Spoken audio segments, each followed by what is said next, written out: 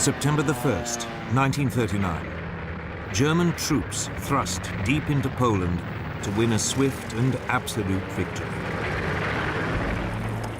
Barely 20 years earlier, their forefathers had also been on the march, but back into their homeland as a defeated army. In November 1918, after 4 years of World War I, Germany's Emperor, Kaiser Wilhelm II, had been forced to abdicate. His armies were being ground down by a remorseless offensive by British, French, and US troops. His people faced starvation. But already, a dangerous myth was taking root. The German generals and troops claimed that they hadn't been defeated in battle, but betrayed by their own cowardly politicians. Even so, at 11 in the morning on November the 11th, 1918, the 11th hour of the 11th day of the 11th month, World War I came to an end.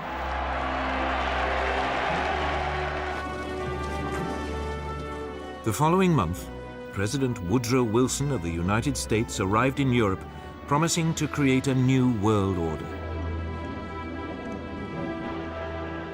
He persuaded the world's leaders to sign up to a new League of Nations. At the Treaty of Versailles, they agreed that from now on, disputes between countries would be resolved not by fighting, but by debate in the League. The peoples of Europe were set free. Germany's ally, the Austro-Hungarian Empire, was dismembered. Out of it, new nations were created: Austria, Poland, Hungary, Czechoslovakia, Yugoslavia, Latvia, Lithuania, and Estonia. Germany itself was greatly reduced in size. But this process contained a time bomb. Not everyone celebrated the birth of countries like Czechoslovakia. Several of them contained substantial German minorities. One day, the desire to reunite the German peoples would come to haunt Europe. The war-torn German people also had one final indignity inflicted on them. They were forced to pay a massive £6.6 billion in reparations to France and Britain, something they could ill afford. And when he returned to America, Wilson's new world order immediately fell apart. The US Congress decided it could not risk being sucked into another war in Europe. It refused to join his league, and the US withdrew into isolationism. Germany was now a very different nation. It was still Europe's biggest country, but its militaristic monarchy had gone. It had become a democracy. But its government, the so-called Weimar Republic, was soon struck by a series of hammer blows. Street battles erupted between extreme right-wing nationalists and communists trying to start a revolution. Then, in 1923, the country was devastated by hyperinflation, which reached hundreds of % a month. Ordinary people's savings were wiped out. This was fertile ground for a new breed of rabble-rousing right-wing politicians. Among them, Adolf Hitler. Hitler had been born in Austria. He had fought bravely as a soldier in World War I and been awarded the Iron Cross.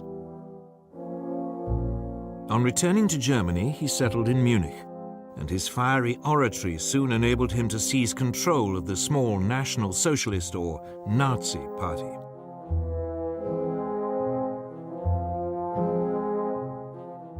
In October 1923, Hitler and his henchmen attempted an armed coup against the Weimar government. It failed, and he was sentenced to 9 months. In prison, he wrote a book, Mein Kampf, My Struggle, in which he blamed Germany's ills on the Jews and demanded that it rebuild its strength and seek new territories in the East. On his release, he set about building the Nazis into a proper, disciplined political party. From now on, he would use the democratic system to achieve power. But for the next 5 years, Weimar Germany prospered. Support for extremist parties, left and right, dwindled. Then suddenly, Hitler's opportunity arrived.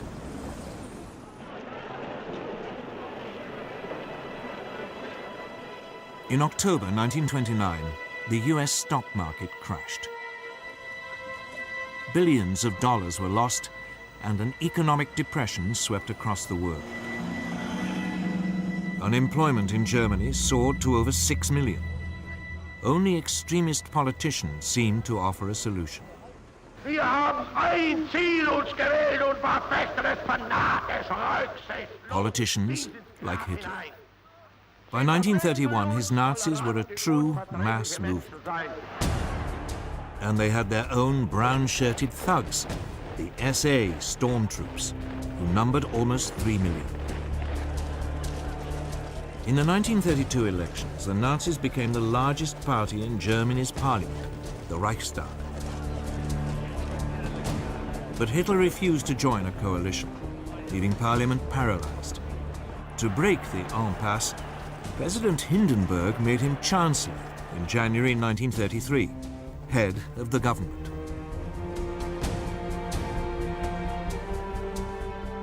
Within a month, the Reichstag burned down. Hitler accused the communists and demanded emergency powers. He then used them to ban all other political parties.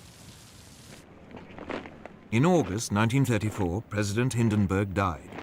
Hitler declared himself president. He was now absolute leader, the Führer of Germany.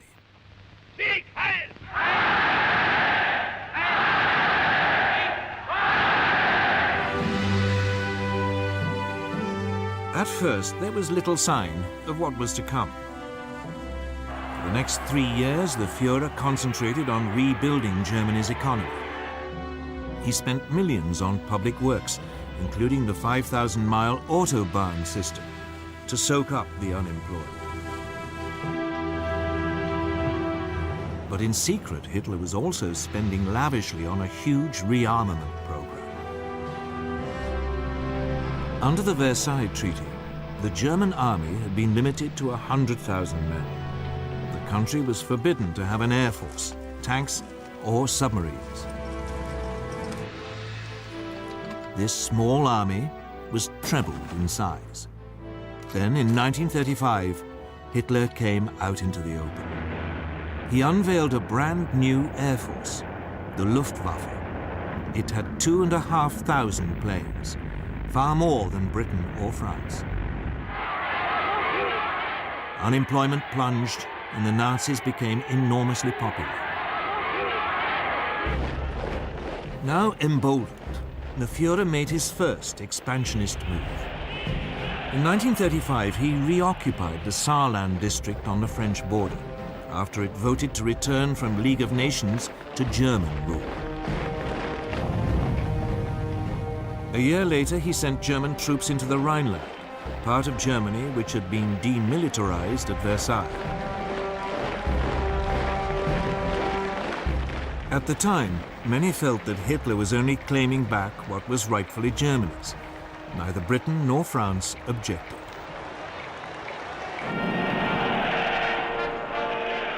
When Berlin hosted the 1936 Olympic Games, the Nazis were seen by many as firm but fair. A government which was restoring the nation's pride and which didn't threaten anyone. Of course, there were signs. The 1935 Nuremberg laws forbade Jews to marry true Aryan Germans and deprived them of their citizenship. But when the first threats came to world peace, they didn't come from Hitler at all, but from somewhere else entirely.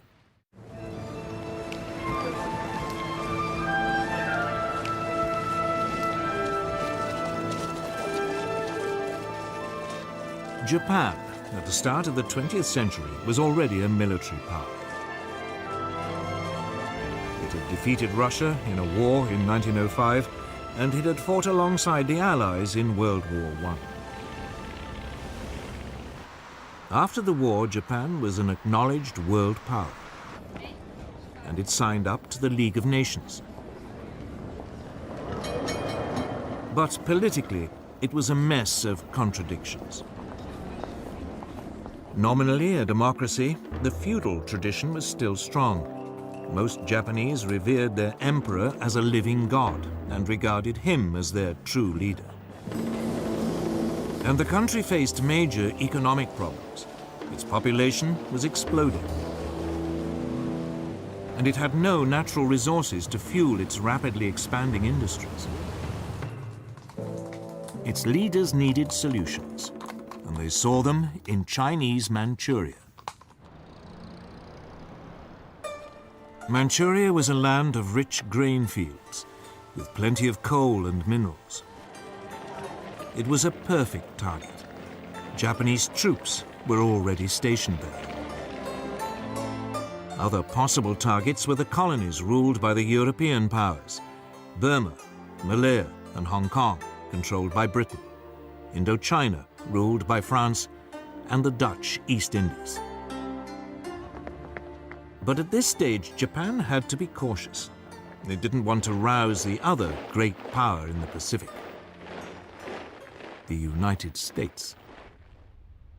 For all its anti-imperialist slogans, the US actually ran an unofficial empire in the Pacific. The Philippines, Guam, and several islands were under its direct rule.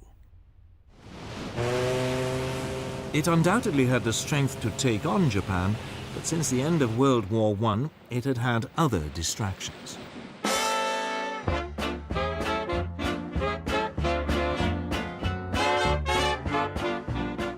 This was America's Jazz Age.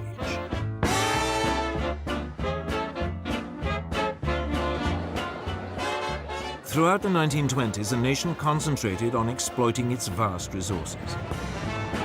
It was an economic boom that seemed without end. Fortunes were made both in industry and the stock markets. America seemed lost to the increasing pursuit of pleasure.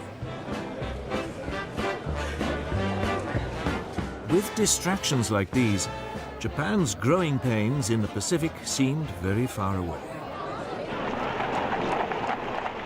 America had slashed its army after World War I and agreed a naval reduction treaty with Britain, France, and Japan. This, in effect, handed naval superiority in the Pacific to the Japanese. And then came the Great Depression.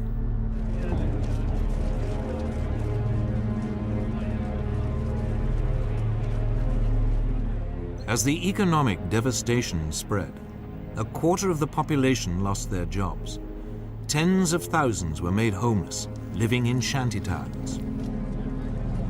Whereas before it had been distracted by pleasure, now America was distracted by pain.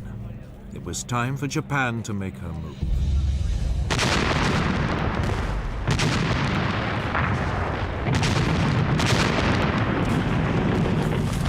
In 1931, without even informing their own elected government, the Japanese forces in Manchuria seized the capital Mukden and then overran the rest of the territory. A puppet state, Manchukuo, was proclaimed under a puppet ruler. Henry Puyi, the last emperor of China, who had been deposed in 1911, was dragged out of retirement.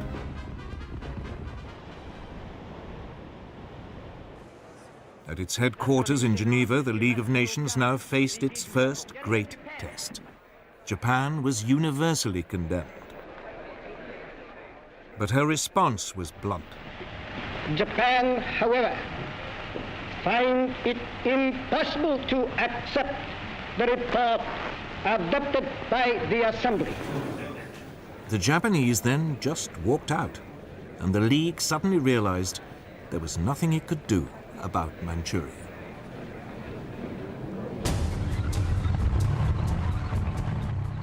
Japan was declared an international pariah, but it didn't care.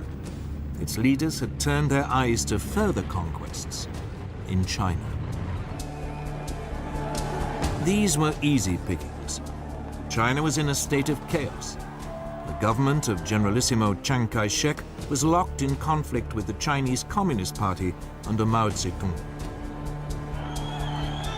There was civil war.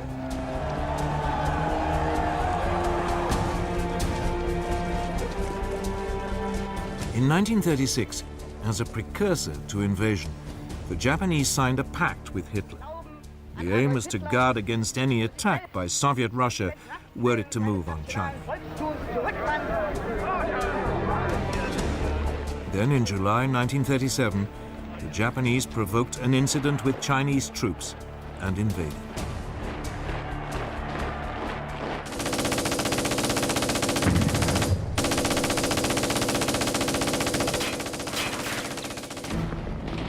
At first, the Chinese were taken by surprise.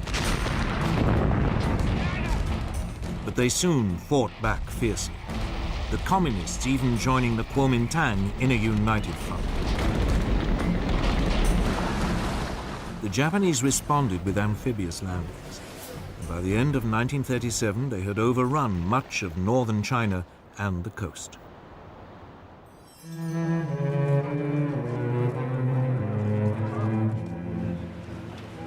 The Japanese fought this war with exceptional brutality, bombing cities indiscriminately.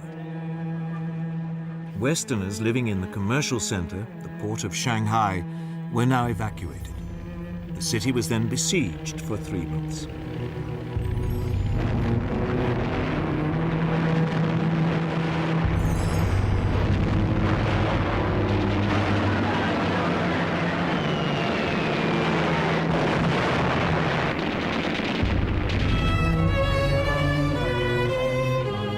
It suffered widespread damage, the Japanese forces showing no pity or concern for the native population.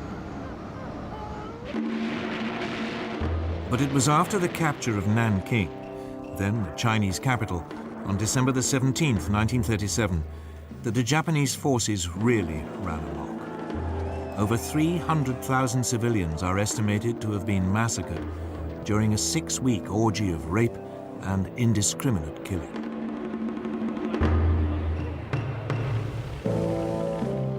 The Japanese even attacked British and US warships which had been sent to protect their shipping and trade. The worst incident came on December the 12th, 1937. The American gunboat Panay was sunk by Japanese bombers. 50 crewmen died. Despite this, the Western powers refused to intervene.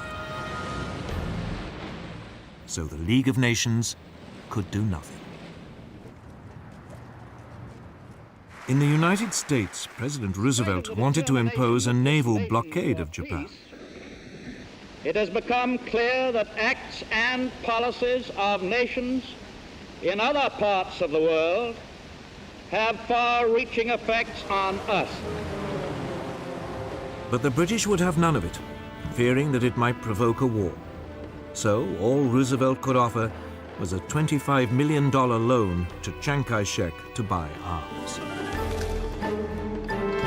Even though the communists were now fighting alongside the Kuomintang, the Soviet Union did little to help either. Its only involvement was a series of clashes along its own border with Manchuria. But China itself received nothing. Instead, it had to fight on alone. During 1938, the Japanese overran Canton and pushed the Chinese forces deeper into the west of the country.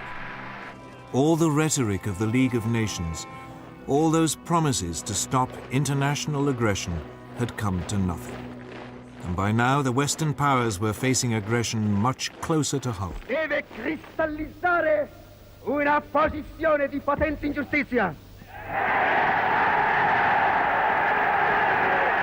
Sangue, principi che sorgono e che nascono, e i principi che declinano, la vittoria è per noi, per i primi. Today, It is easy to laugh at Benito Mussolini, the fascist dictator of Italy. All that posturing seems faintly ridiculous now, but it didn't seem that way in 1922. Back then, Italy had seemed to be on the edge of anarchy. The country was riven by strikes and land seizures. The democratic government, just as in Germany, seemed powerless in the face of such unrest. So Benito Mussolini, a war veteran and a journalist, decided to take a stand. He organized a right-wing nationalist party, the Fascists.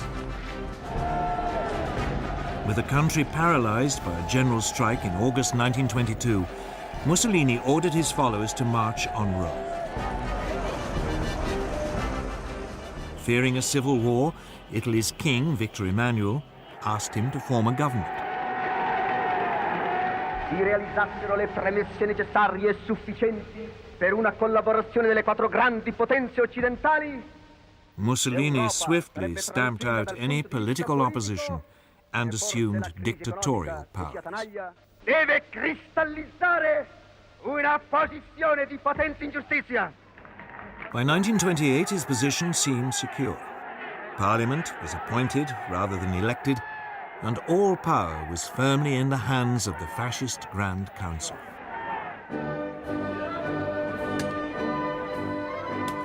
Like Hitler, Mussolini's first acts made him immensely popular. Massive programs of public works provided employment and transformed Italy's infrastructure. Corruption was rooted out and the mafia more or less eliminated. Italy's armed forces were built up, including an advanced modern air force. In the Mediterranean, Mussolini launched a powerful navy, bigger than the combined might of the British and French Mediterranean fleets. When the Great Depression came, Italy seemed to weather it better than most. Mussolini became a source of worldwide inspiration. Political leaders, not least Adolf Hitler in Germany, saw the fascist system as a role model, strong and purposeful, in contrast to the weakness of the democracies in Britain and France. But Mussolini wanted more than adulation. He wanted to recreate the Roman Empire, and he already had a target in mind for his first imperial land grab.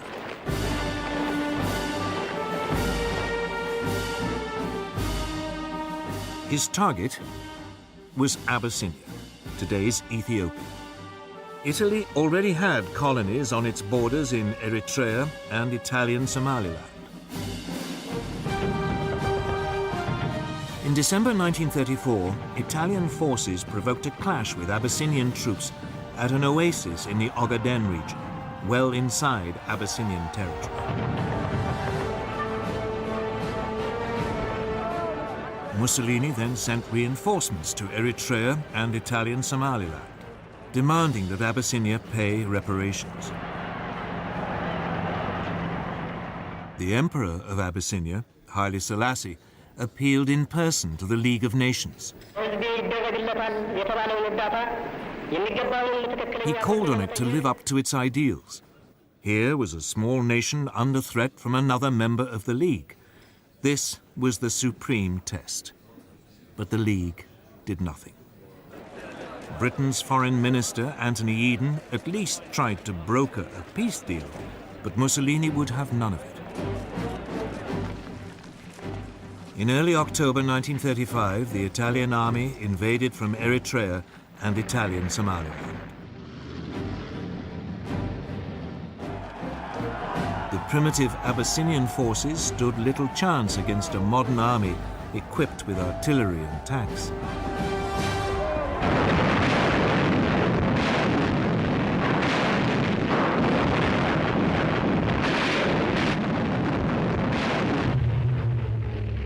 The Italian Air Force had total command of the air and harried the Abyssinians, on occasions dropping gas bombs, even though gas had been outlawed at Versailles. as a crime against humanity. After 6 months, Abyssinia was completely overrun. The Emperor Haile Selassie fled into exile in Britain. From its headquarters in Switzerland, the League of Nations wrung its hands. It did impose economic sanctions, but they had little effect. Mussolini's aggression had revealed two things. The League of Nations, that great hope for peace, was impotent. And both Europe's supposed major powers, the democracies Britain and France, no longer had the stomach for a fight.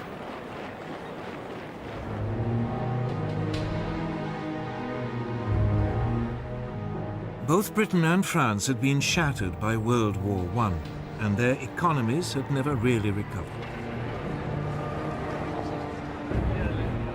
Both had witnessed waves of strikes and unrest. Both had suffered mass unemployment, even before the Great Depression.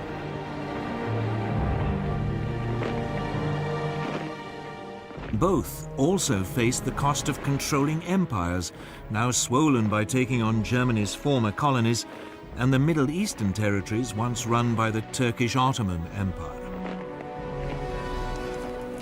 And above all, both had been traumatized by the horrific casualties of World War I. A succession of British leaders, Lloyd George, Ramsay MacDonald, and above all Stanley Baldwin, all resolved to keep Britain out of future conflicts. Despite horrific casualties on the Western Front, Britain had ended World War I with a large and very effective conscript army. This was immediately run down to a small professional force designed to police its sprawling empire. And when the Great Depression struck, any ideas of modernizing the army were abandoned. It meant that Britain went into the run-up to war economically and militarily weak.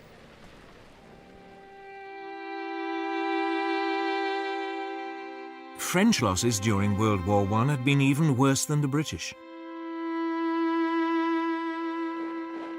Ever mistrustful of the Germans, a large conscript army was maintained.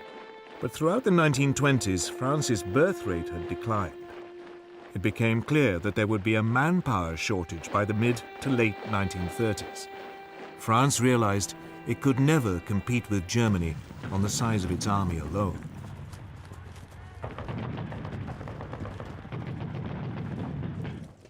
The solution was to adopt an entirely defensive mentality.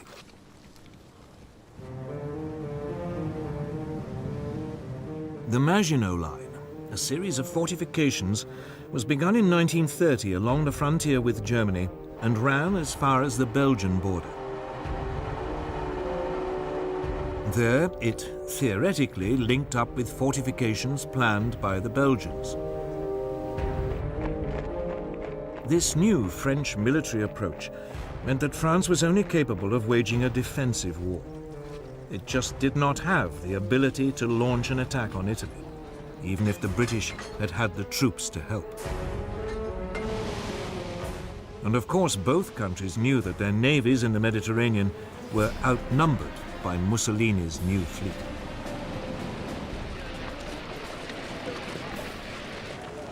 So when Italy conquered Abyssinia, it made sense for both powers to do nothing. It just seemed too remote, too much someone else's problem.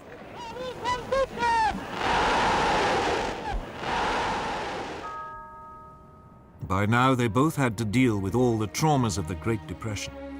That seemed so much more pressing. And above all, they were now faced with a military threat far closer to home. A resurgent and rearming Germany. And Germany's power, and that of Italy too, was soon about to be demonstrated in supporting the rise of another dictator in Spain.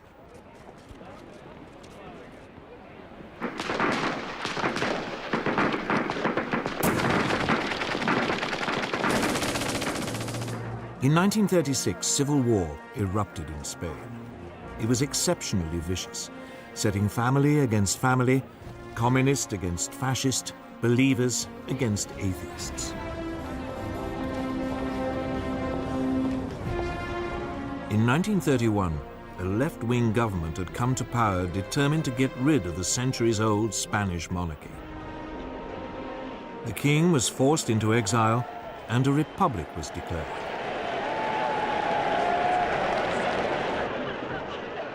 In February 1936, the parties of the left combined in a popular front to take on the forces of the right in a general election. The Popular Front won narrowly.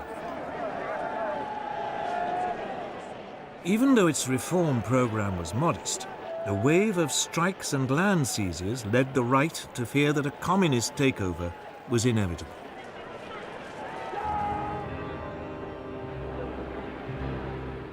Within the Spanish army, long a bastion of conservative and Catholic thinking, senior officers began to consider the possibility of a coup. Among them was General Francisco Franco, a former chief of staff who had been effectively exiled to command Spain's forces in the Canary Islands.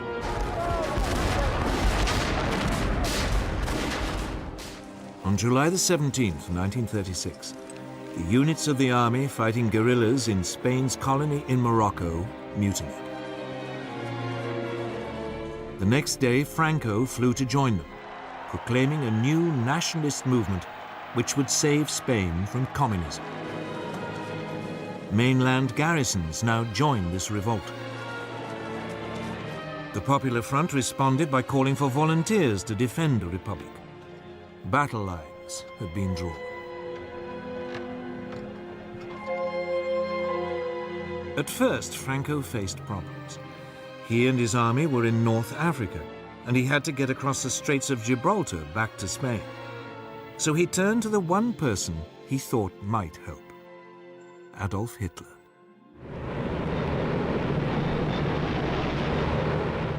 Within a month, transport aircraft from Hitler's new Luftwaffe had begun an airlift, taking Franco's battle-hardened veterans over to southern Spain.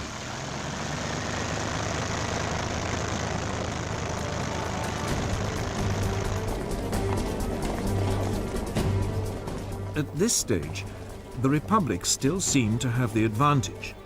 The pro-Franco military uprisings in Madrid and Barcelona were quickly crushed, leaving it in control of most of the east of the country. Franco's nationalists were confined largely to the northwest and part of the south.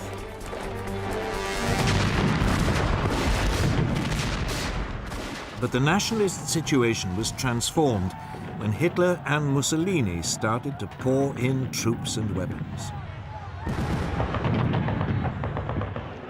The German dictator seized the opportunity to test his new equipment and expanding armed forces. The first panzer tanks were sent, along with some 12,000 troops.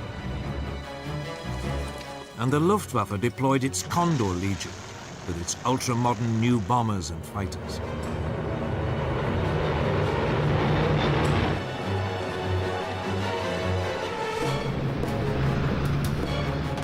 Mussolini sent a so-called volunteer corps of 50,000 men and more than 700 aircraft. In vain did the Republicans appeal to Britain, France, and the Soviet Union for help. But London and Paris were scared of setting off a European war. They declared a policy of non-intervention.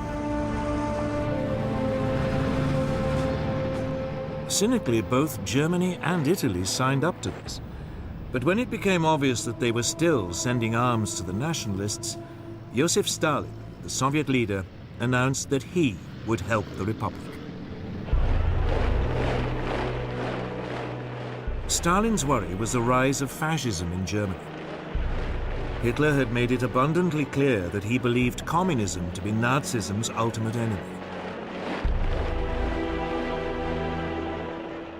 Stalin saw the Spanish conflict as a way of keeping Germany and Italy occupied while building up the Soviet Union's military strength. About 700 military advisors were sent, along with tanks and fighter aircraft. It was something, but no match for the support Franco had received. In fact, the largest source of outside help for the Republic didn't come from a country at all, but from volunteers, the international brigades. About 30,000 left-wing Americans, British, French, and Germans signed up to fight in Spain. With their new fascist support, the nationalists were able to open two fronts, one advancing towards Barcelona from the north, the other led by Franco, pushing up towards Madrid from the south. By the end of 1936, Madrid was enveloped on three sides and virtually under siege. The fighting was intense and often accompanied by appalling atrocities against civilians. The Republicans hunted down and murdered Roman Catholic priests. The nationalists slaughtered anyone accused of being communist. German and Italian air power was used indiscriminately against civilian targets. Madrid was heavily bombed. But the worst incident came in April 1937, when the Basque town of Guernica was virtually obliterated, with 6,000 civilian deaths. The area controlled by the Republic was steadily ground down. Its forces fought with great gallantry, but undertrained and under-equipped amateurs were no match for the professional soldiers led by Franco, or for the combined modern weaponry of Italy and Germany. As the war dragged on, the fighting around Madrid became a symbol of the left's determination not to be crushed by a fascist dictatorship. But behind the scenes, the Republican alliance was falling apart. The communists and socialists wanted to concentrate on winning a military victory. But the more idealistic anarchists and syndicalists saw the war as an opportunity for a mass revolution by the workers. These disagreements burst out into the open in May 1937. Fighting broke out in Barcelona between the anarchists and communists. It was a fatal weakening of the Republican cause. By the end of 1938, the nationalists had penned their enemy into a small enclave around Barcelona, and another stretching eastward from Madrid to the coast.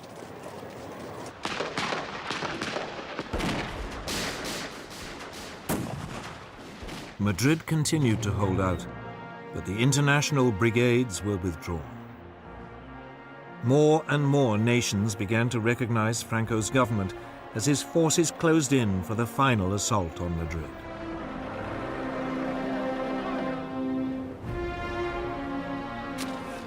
At the end of March 1939, its defenders, exhausted after nearly 3 years of fighting, the capital finally surrendered.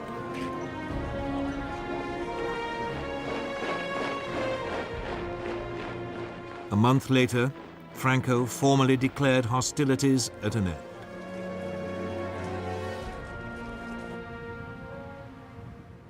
The scars of Spain's civil war took years to heal, and in some ways, they never have. And internationally, Franco's victory over the Republic proved a disaster. Hitler and Mussolini were confirmed in their belief that the democracies of Britain and France were impotent to resist any real pressure. While Stalin despaired of their willingness to confront fascism. Hitler in particular saw his way open to begin the aggressive policies outlined in Mein Kampf. Even before the Spanish Civil War ended, his armies were on the march.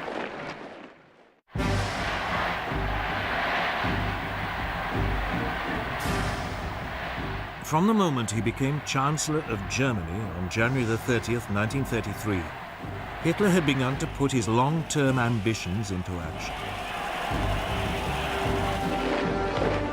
On February the 3rd, he told his top commanders that his ultimate aim was to conquer territory in the east and ruthlessly Germanize it.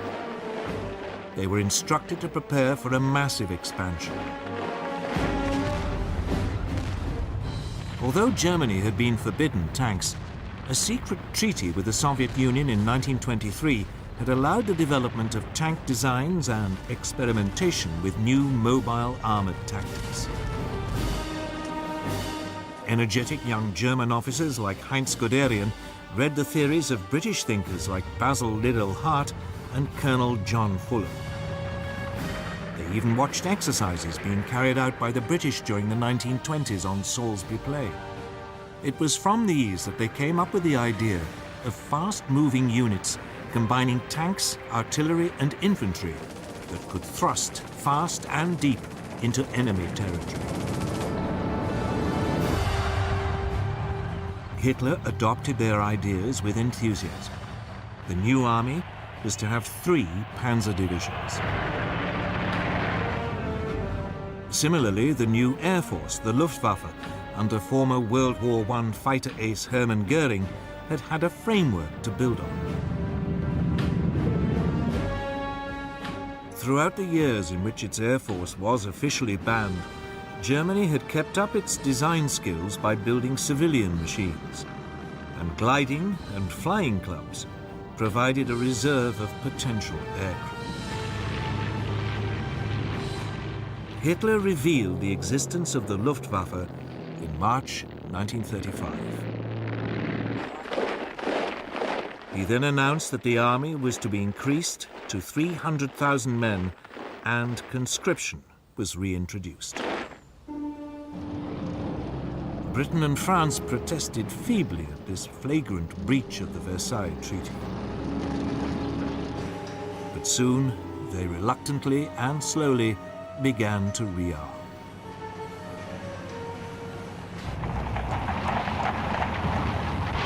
Until this point, Hitler had been modest in his goals.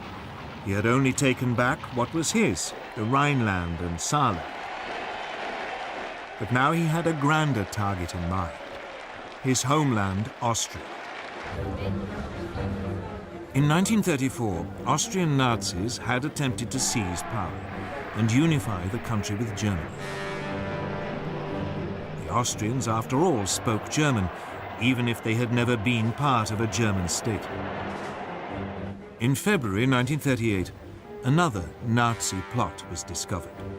Austrian Chancellor Kurt von Schuschnigg protested to Hitler. Hitler responded by demanding that Austria stop mistreating the Austrian Nazis and unite with Germany. Die Jugend ist uns verschrieben und verfallen mit Naivität. Schuschnigg promptly called a referendum so that the Austrians could vote on whether to remain independent. But on March the 12th, 1938, the eve of the referendum, Hitler, fearing that it might produce the wrong result, sent in his troops. Complete surprise and an enthusiastic welcome by Nazi sympathizers made it a bloodless invasion. Within hours, Hitler announced Austria's incorporation into the Third Reich. A sovereign nation had, for the first time, been subsumed into a greater Germany. Once again, the Western democracies failed to react. In the summer of 1938, he turned on his next prey, Czechoslovakia. A substantial German minority lived in the northwest of the country, an area known as the Sudetenland.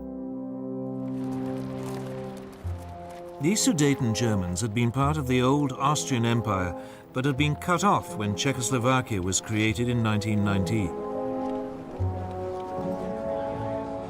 This was the time bomb that had started ticking at the signing of the Treaty of Versailles. Hitler encouraged Sudeten German demands for autonomy and then threatened the Czech government with force if it refused to agree. Undaunted, the Czech government ordered general mobilization and prepared to resist. The Czechoslovak army was large and well equipped, with formidable fortifications on its frontier with Germany. Hitler backed off.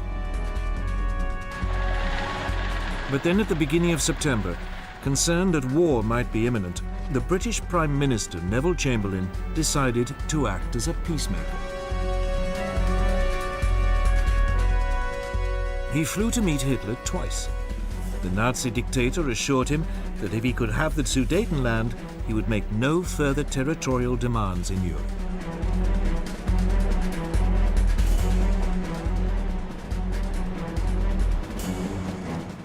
In Munich, on September the 29th, 1938, with Mussolini acting as mediator, France and Britain signed an agreement giving the Sudetenland to Germany in return for a formal declaration by Hitler that he had no more territorial ambitions.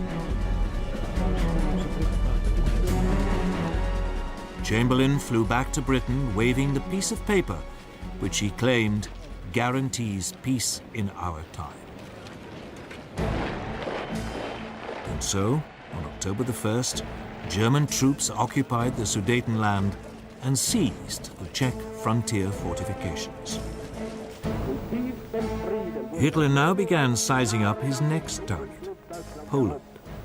Eine große Nation muss dauernd zusehen, wie gegen Recht und vertragliche Bestimmungen Angehörige des Again, the nominal cause was a German minority marooned as a result of the Versailles Treaty. Hitler demanded the return of the port of Danzig to German control, so that East Prussia could be linked up with the rest of Germany. The Poles refused, and Hitler hesitated. He was not quite ready for all-out war, and he had unfinished business with Czechoslovakia. In March 1939, the eastern part of the country, Slovakia, which was ethnically different to the Czech lands, appealed to Hitler for help in achieving greater independence. Hitler summoned the Czechoslovak Prime Minister Emil Hácha to Berlin and browbeat him into putting his country under German protection.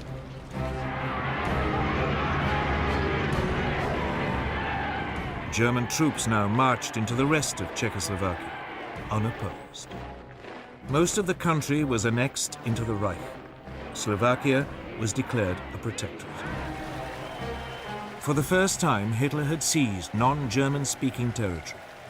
But again, there was only a feeble protest from Britain and France. At the end of March, he again repeated his demand that Poland give up Danzig. This time, France and Britain declared unequivocally that they would declare war if he attacked Poland. But by now, Hitler cared little whether they did or not. He was sure that they would be weak and indecisive opponents. In Russia, Stalin had also become increasingly concerned by Hitler's aggression. In April, Stalin proposed an alliance with Britain and France. But negotiations made little progress. And finally, Stalin despaired, deciding that there was another solution to the German threat. On August the 23rd, the Soviet Union and the Third Reich, who everyone had believed were sworn enemies, announced a non-aggression pact. The agreement secretly specified that Poland would be split between the two countries, and Stalin would have a free hand to take over Estonia, Latvia, and Lithuania. Now free from any Russian threat, Hitler ordered his armed forces to prepare for an immediate invasion. On the evening of August the 31st, the German Wehrmacht prepared for the assault. Its Führer had made the decision which would plunge the world into war.